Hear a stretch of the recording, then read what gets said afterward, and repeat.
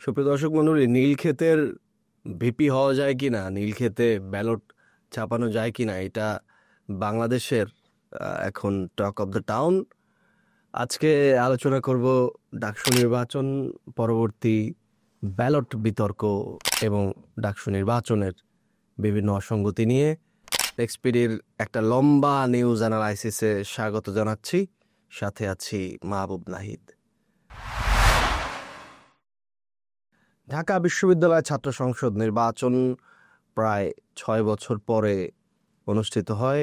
ডাকসু হয়েছে, এটাই অনেকের কাছে অনেক বড় অ্যাচিভমেন্ট বলে মনে হয়। ডাকসু নির্বাচনটা হয়েছে, এটা আসলেই আমাদের কাছে অনেক বড় একটা ব্যাপার। কিন্তু এই ডাকসুটা যে হওয়ার আগে, পরে এবং হওয়ার সময় যে ঘটনাগুলো ঘটেছে, সেগুলো আসলে আমাদেরকে সুখকর বার্তা দেয় না। প্রথমত, ডাকসু নির্বাচনের ঘোষণা হওয়ার পরেই কিছুদিন পরে আমরা দেখলাম যে শিবির সমর্থিত তাদের যে সাধারণ শিক্ষার্থী প্যানেল তারা ঘোষণা করেছে, সেই প্যানেলের সাধারণ সম্পাদক পদপ্রার্থী জনাব এস এম ফরহাদকে নিয়ে একটি অভিযোগ করা হয়, একটি রিট করা হয়। তিনি ছাত্রলীগে পদধারী থাকা অবস্থায় তিনি নির্বাচন করছেন। যদিও সেই রিটে কোনো ফলাফল আসেনি, তবে তিনি যে ছাত্রলীগের পদে ছিলেন সেটা মোটামুটি সবাই জানে। এরপরে এই প্যানেলেরই আরও একজন সদস্য, তিনি আমাদের মহান মুক্তিযুদ্ধের বীর শ্রেষ্ঠ মতিউর রহমানকে নিয়ে একটি বাজে মন্তব্য করেন এবং সেই কারণে তাকেও প্যানেল থেকে বাদ দেওয়া হয়। এটা ছিল আগেরকার বিতর্ক। এরপরেও এক সময় আমরা শুনতে পেলাম হঠাৎ করে ডাকসু নির্বাচন স্থগিত করে দেওয়া হয়। সেই স্থগিতাদেশ আবার অল্প সময়ের মধ্যে 20-25-30 মিনিটের মধ্যেই আবার সেই স্থগিত আদেশও দেখা যায় যে রহিত করা হয়। ডাকসু নির্বাচন শুরু হয় যেদিন সকালে 9 সেপ্টেম্বর সকাল 8টা থেকে। শুরুতেই একটা বিশাল প্রপাগান্ডা, মিসইনফরমেশন ছড়ানো হয়। ছাত্রদল মনোনীত ভিপি প্রার্থী আবদুল ইসলাম খানের নামে, যে তিনি আচরণবিধি লঙ্ঘন করে কেন্দ্রে প্রবেশ করেছেন, সেটা পরবর্তীতে অবশ্য সংশোধন করা হয়। সেই খবর সংশোধন করে তিনি আচরণবিধি লঙ্ঘন করেননি বলে আবার খবর প্রকাশ করা হয়। আমরা দেখলাম যে একটা কেন্দ্রে এস এম ফরহাদ এবং সাদেক কায়েমের নামের ঘরে টিক সম্বলিত ব্যালট শিক্ষার্থীদেরকে দেওয়া হয়। সেটা নিয়ে বেশ উত্তেজনার তৈরি হয়। এরপরে আমরা দেখলাম যে লাইনে দাঁড়িয়ে ব্যালট নাম্বার সহ লিফলেট দেওয়ার যে বিতর্ক, সেটা নিয়ে ছাত্রদলের সাথে শেহরিন আমিন মনামি নামের একজন শিক্ষিকা, তার সাথে বাকবিতণ্ডার তৈরি হয়। এবং পরবর্তীতে আমরা দেখলাম যে ভোট কেন্দ্রে, যেখানে ভোট গণনা হচ্ছে, সেখানে সাদেক কায়েম একটি কেন্দ্রে প্রবেশ করেন এবং সেখানে ছাত্রদল সমর্থিত প্রার্থী ভিপি প্রার্থী আবদুল ইসলাম খানকে ঢুকতে দেওয়া হয় না। তো এই অবস্থার মধ্য দিয়ে আসলে ডাকসু নির্বাচনটি শেষ হয়েছে এবং ফলাফল আমরা সবাই জানি যে শিবির সমর্থিত যে প্যানেল, তারা নিরঙ্কুশ জয়লাভ করেছে, তারা একদম ল্যান্ডস্লাইড বিজয় লাভ করেছে। এরপরে যে বিষয়গুলো, যে দাবিগুলো, যে অভিযোগগুলো আসছিল, সেই অভিযোগগুলোকে বারবার মিডিয়ায়, বারবার প্রশাসনের কাছে, নির্বাচন কমিশনের কাছে ছাত্রদল বা অন্যান্য প্যানেলরা বলার চেষ্টা করছিলেন, কিন্তু খুব বেশি এর দ্বারা তারা সফলতা পাননি বা খুব বেশি আকর্ষণ তারা করাতে পারেননি নির্বাচন কমিশন এবং যারা দায়িত্বপ্রাপ্ত আছেন তাদেরকে। এরই মাঝে হঠাৎ করে একটি বোমা বিস্ফোরণ হলো। বোমাটি আমরা দেখতে পেলাম যে যে গুজবটি বা যেটাকে গুজব বলা হচ্ছিল, যে যে খবরটি ছড়িয়েছিল যে নীলক্ষেতে অরক্ষিত অবস্থায় ডাকসু নির্বাচনে ব্যালট ছাপা হয়েছে, সেই খবরটির সত্যতা যাচাই করলেন একটি বেসরকারি টেলিভিশন চ্যানেল, এবং সেই টেলিভিশন চ্যানেলে উঠে এসেছে কিভাবে আসলে নীলক্ষেতেই এই ডাকসু নির্বাচনের ব্যালট ছাপানো হয়েছে। আমরা একটু সেই ঘটনার ডিপলি সেই ঘটনার দিকে যেতে চাই। জালাল প্রেস নামে একটি প্রেসে 48,000 শীট, এবং সেটা প্রতি শীটে যদি হয় 2টি ব্যালট, অর্থাৎ 96,000 ব্যালট ছাপা হয়েছে। এবং মক্কা কাটিং নামে একটি দোকানে 88,000 ব্যালট কাটা হয়েছে। অর্থাৎ এখানে 8,000-এর একটা পার্থক্য রয়েছে। কিন্তু বিশ্ববিদ্যালয় প্রশাসন যেটি বলছিলেন যে আনজা কর্পোরেশন নামে একটি কর্পোরেশনকে টেন্ডারটি দেওয়া হয়, এটি নাকি একটি বিশেষায়িত মেশিনের প্রয়োজন, এটা একজনেরই আছে বা এরকম খুব কম সংখ্যকেরই আছে।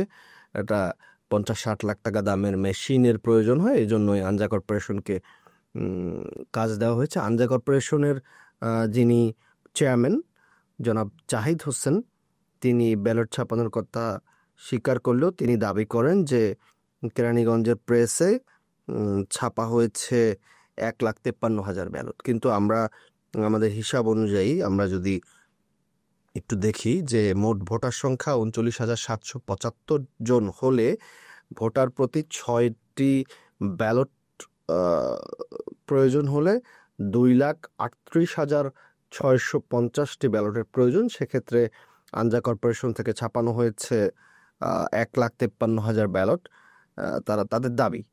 কিন্তু আমরা যেভাবে টেলিভিশন মিডিয়ায় দেখতে পেলাম যে জালাল প্রেস এবং জালাল প্রেসে ছাপানো হলো এবং মক্কা কাটিংয়ে সেটাকে কাটিং করা হলো। এখানে কয়েকটি ডাইমেনশন আছে।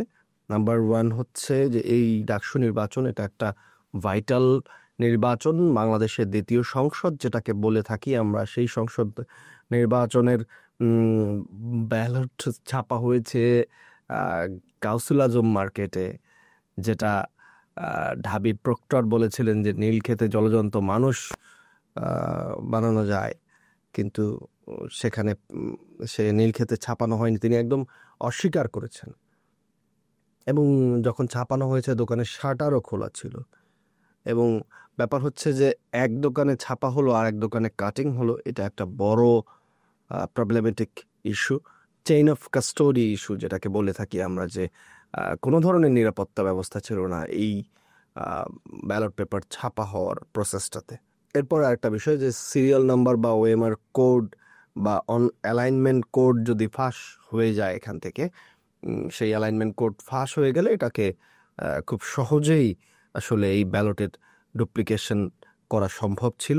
আরও অনেক দাবি আছে, যেমন একটা দাবি এসেছে যে নির্বাচনের আগে বলা হয়েছে 8টি কেন্দ্র, সে কিন্তু ভোটার যেদিন হয় সেদিন দেখা যায় যে 18টি কেন্দ্র, এবং এটা একটা বড় সমস্যা। এটার কারণে অনেকেই এজেন্ট দিতে পারেননি, শুধুমাত্র একটা সংগঠন এজেন্ট দিয়েছেন, অন্যরা এজেন্ট দিতে পারেননি। প্রিন্টিং ইস্যু নিয়ে তো কথা হয়েছে, ভোট জালিয়াতি, ব্যালট পেপারের সমস্যা। ছাত্রদলের পক্ষ থেকে যে 11টি দাবি অসঙ্গতির দাবি জানানো হয়েছে, সেটার মধ্যে কেন্দ্রের একটা সমস্যা। এরপরে ছাত্রদল সহ অন্যান্য যারাই দাবি জানিয়েছেন তাদের সকলের মধ্যে একটা দাবি খুব স্পষ্ট এবং খুবই জরুরি, দুইটা বিষয় রয়েছে, 2-3টা বিষয়। এটার মধ্যে একটা হচ্ছে যে অমোচনীয় কালির ব্যবহার করা হয়েছে, যে কালি সেটা অমোচনীয় কালি ছিল না, সে কালি দিয়ে আবারও মানুষের একজনকে বারবার ভোট দেওয়ার সুযোগ আছে। আর একটা ব্যাপার হচ্ছে যে সিসিটিভি ফুটেজ এবং কাস্টিং লিস্ট, এই দুইটা জিনিস চেয়ে আসছেন সবাই, মোটামুটি সব প্যানেলে যারা জিতেছেন তারা বাদে সবাই। এটা এখন পর্যন্ত আসলে প্রকাশ করা হয় নাই, এটা খুবই ইম্পর্ট্যান্ট একটা ইস্যু।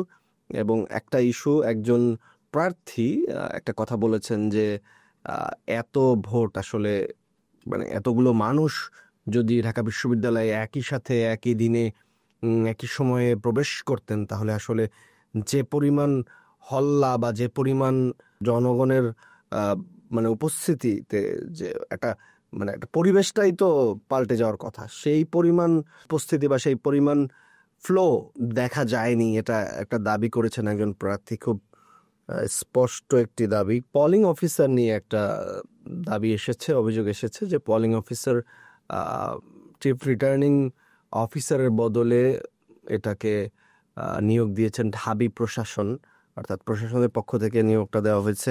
অর্থাৎ বোঝাই যাচ্ছে যে এই ডাকসু নির্বাচন ফলাফল যাই হোক না কেন, এই নির্বাচনের যে প্রসেস, এই নির্বাচনের যে যাত্রা, এই নির্বাচনের যে শুরু এবং শেষ, সব কিছুর মাঝেই কোনো না কোনো অসঙ্গতি, কোনো না কোনো অনিয়ম, দুর্নীতি রয়ে গেছে। যেহেতু সবাই মিলে অভিযোগ তুলছেন, একা নয়, যারা জিতে গেছেন তারা বাদে সবার কাছ থেকে অভিযোগ আসছে। এবং যে বিষয়টি আমরা দেখলাম যে নীলক্ষেতের আসলে ব্যালট প্রিন্ট হওয়ার বিষয়টা, এটা একজন বাংলাদেশের নাগরিক হিসেবে আমাদের আসলে লজ্জিত হওয়ার মতো বিষয়। কারণ ঢাকা বিশ্ববিদ্যালয় ছাত্র সংসদ নির্বাচন, এটার দিকে সারা বাংলাদেশের মানুষ তাকিয়েছিল। সেই জায়গা থেকে এই নির্বাচনের ব্যালট পেপার ছাপানো নিয়ে যে অসঙ্গতিটা হয়েছে, এটা আসলেই কাম্য ছিল না। এটা আমাদের জাতীয় জীবনের জন্য খুব লজ্জার।